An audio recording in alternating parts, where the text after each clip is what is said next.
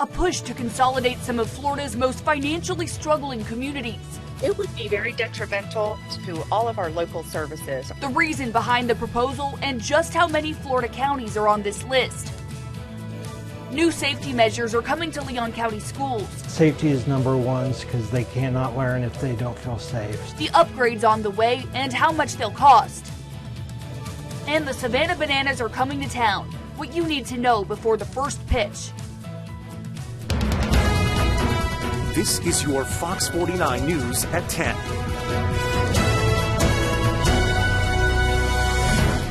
Good evening. A North Florida county is taking a stand tonight over fears it could one day be forced to consolidate with a neighboring county.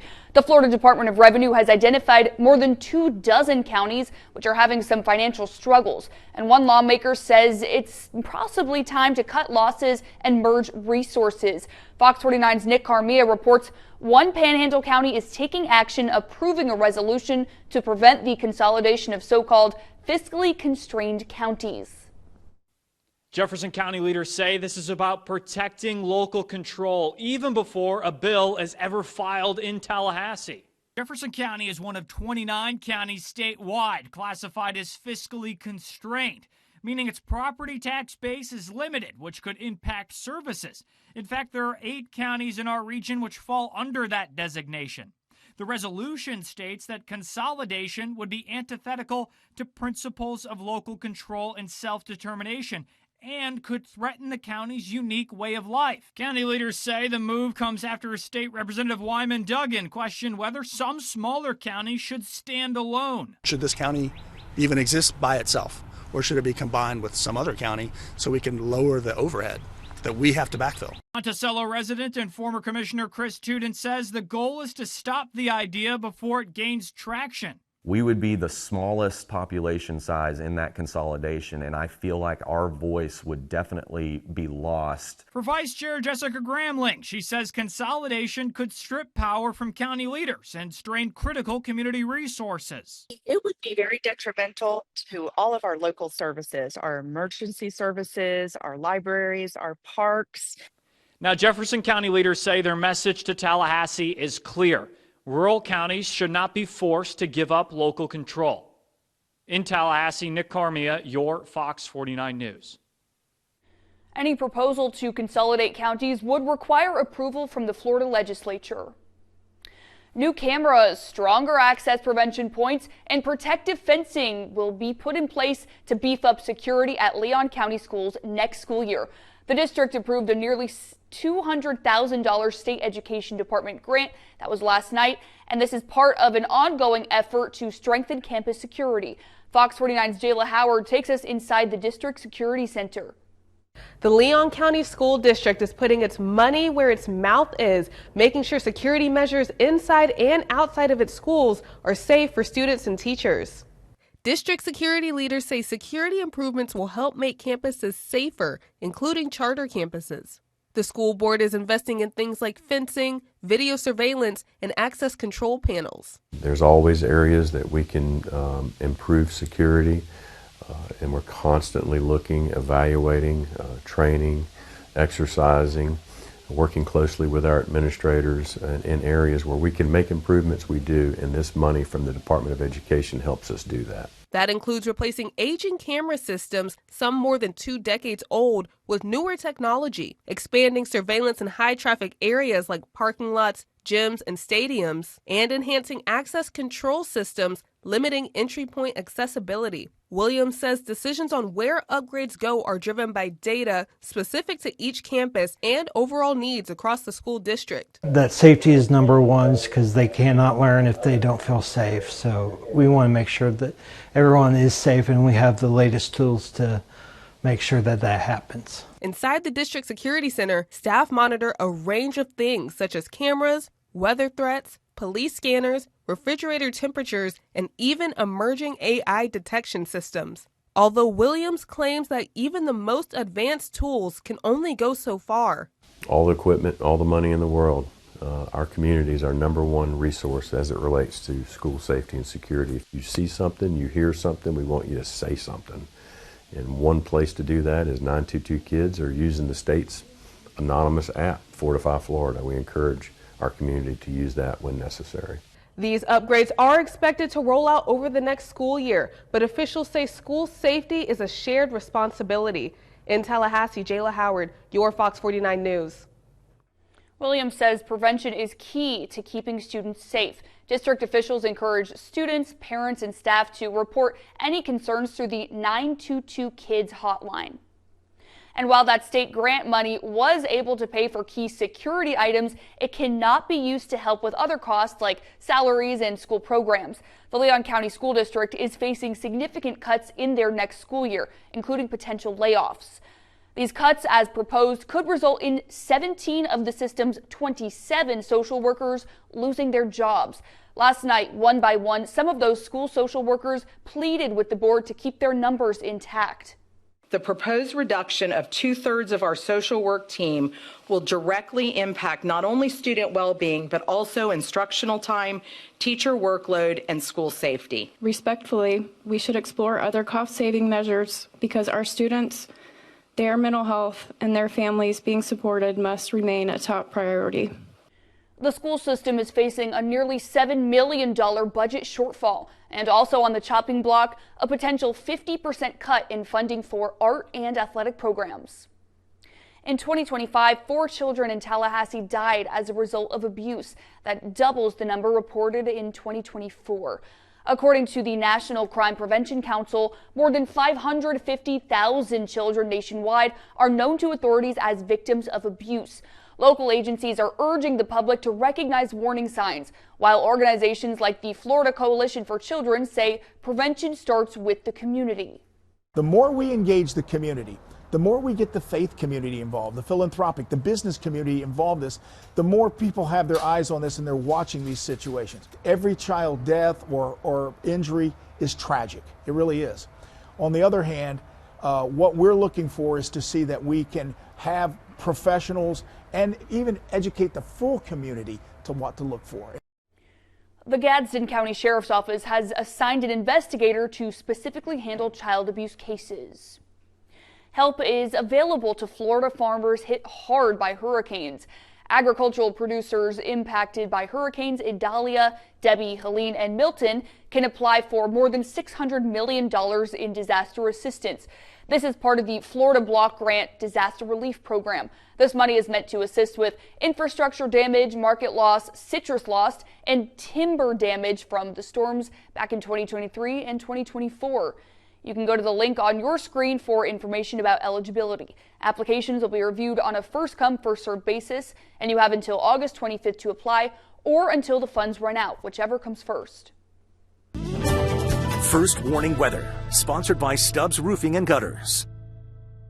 Things seem to be warming up out there, but it was kind of breezy today, huh, Alan? Yeah, let's go with spring-like weather and not worry about the hurricanes right now. So definitely not into those. But yeah, it's warm. In fact, as you look at temperatures right now, mostly upper 50s, some low 60s. It's just not going to change much overnight. So it really will be a pretty warm night all night long. And we may see a couple little showers here and there. Maybe we're going to be looking for that possibly tomorrow as well, late tonight. Nothing around here, but back down the panhandle a little bit. Nothing too significant, but a bit of rain indicated there. And our futurecast says, hey, the most likely time for rain is Friday. Check out that mess of weather dropping in on the area. All right, I'm going to slow this down and we'll take a closer look at that in my full report. But first, as we look ahead, the warm weather does continue here. A little bit of a chance for some rain to move through tomorrow. But again, that rain chance goes way up to a good 90% there on Friday. If you're one of the lucky few who snagged a ticket for the Savannah Bananas this weekend, you are in for quite a show. They're baseball players, but with a twist. Picture the Harlem Globetrotters, but on the baseball diamond. Banana Ball is in Tallahassee for the next 3 days. That includes the games at Dick Howser Stadium Thursday and Friday, and at Doak Campbell Saturday. Here's Fox 49's Courtney DeWallaby. It's one of the hottest tickets in sports, selling out stadiums all over the country. It's not your father's baseball. Banana Ball is faster. Games are limited to 2 hours. There's no bunting.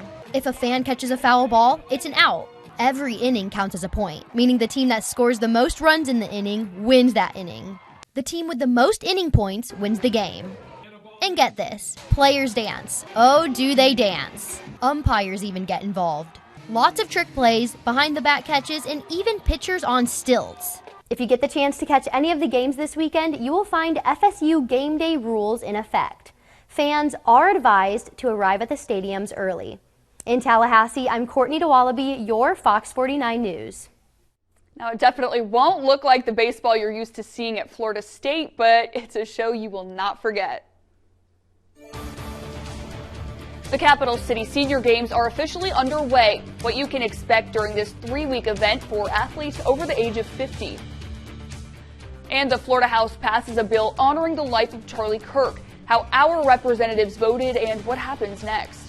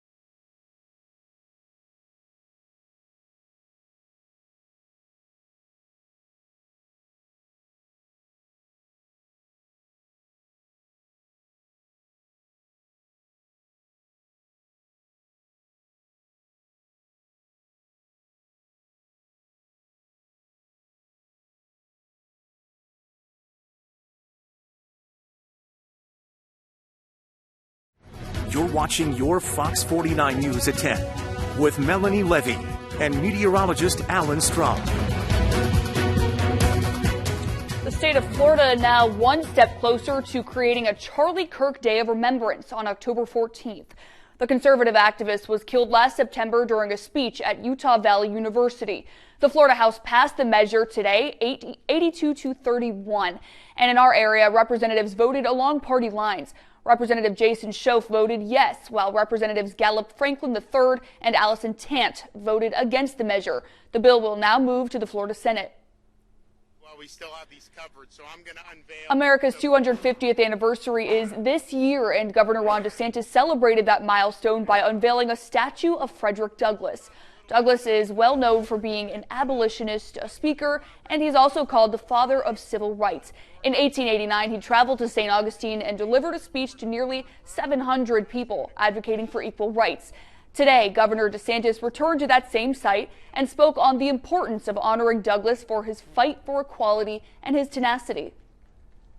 Now, was he sent to boarding school and Harvard and all this stuff? No, he was a slave. And he had to teach himself, how to do all those things. And it's really a testament to grit and determination and prevailing against all odds that you would be able to reach the intellectual heights that he did with all the barriers that he faced. Douglas's statue is the governor's latest unveiling. He has also announced statues for former presidents James Monroe, Thomas Jefferson, and Benjamin Franklin. When you think about athletes in their prime, you may think Deion Sanders, LeBron James, Tom Brady.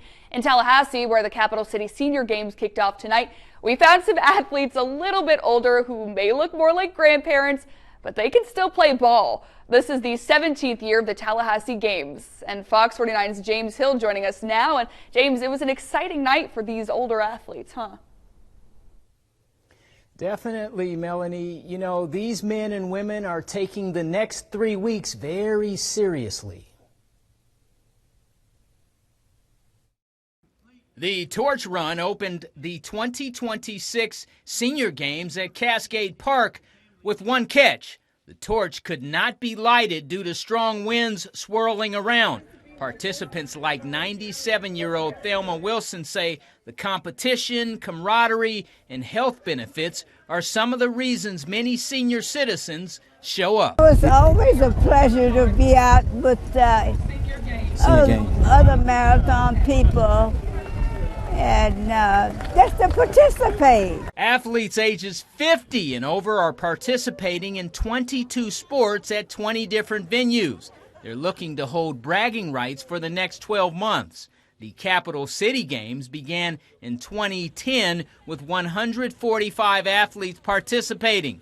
Last year, that number ballooned to 742 athletes competing. We've got a lot of our seniors that go out and recruit other seniors for us, and they put it on their social media, and they talk about how exciting it is to come out and just be a part of the event.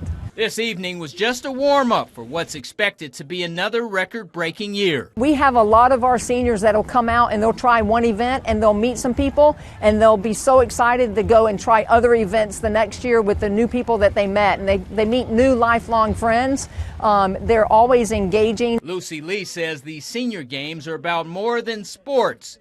This event brings people together from all over the city for one common cause. It's a great opportunity to celebrate different levels of athleticism, to celebrate people being active and being out in the fresh open air and enjoying our community. The games began tomorrow and end March 17th with the celebration of athletes at the Tallahassee Senior Center. Now, Tallahassee is one of 21 cities around the entire state of Florida where the seniors have an opportunity to compete and qualify for the statewide event, and that will be held in December. And today I definitely saw a lot of really old school athletes, and they're in very good shape and they look ready to compete. Melanie? First warning weather. Here is Chief Meteorologist Alan Strong.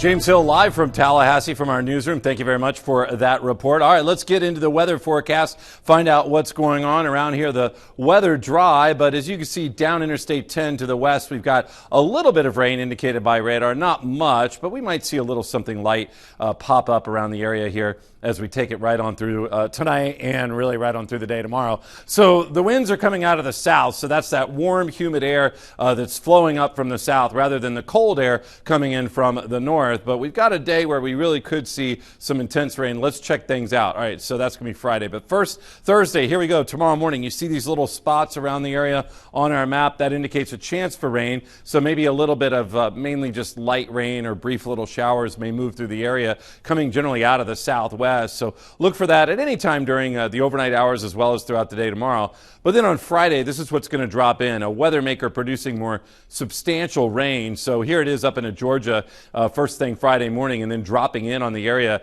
as we head through the morning toward the midday hours. A lot of color on our map really throughout the midday and afternoon hours right on into the evening. So plan on rainy weather there for Friday. We're going to mark it a high chance, and that does continue right on into Friday night. So that's a view of our futurecast. Also a note on tomorrow's winds out of the south could be gusting up to around 25 miles per hour, but that's a warm breeze, not like the cold breeze we saw earlier in the week. So big difference there. Just what a change as we're just on this roller coaster with temperatures and such. So overnight, pretty mild. I mean, it's going to not change much. We're in the 50s now, mainly upper 50s. We'll see upper 50s tomorrow morning as well. And then during the day tomorrow, we're going to bring those temperatures up between 70 and 75. So we've got temperatures above 70. A lot of cloud cover in the skies for tomorrow. Maybe a little bit of rain, but again, that rain chance jumps way up to like a good 90% there on Friday. So yeah, high temperatures are going to be running, pushing up in the mid 70s, maybe upper 70s by Sunday. And what a beautiful spring-like weekend here. Saturday and Sunday, some sunshine,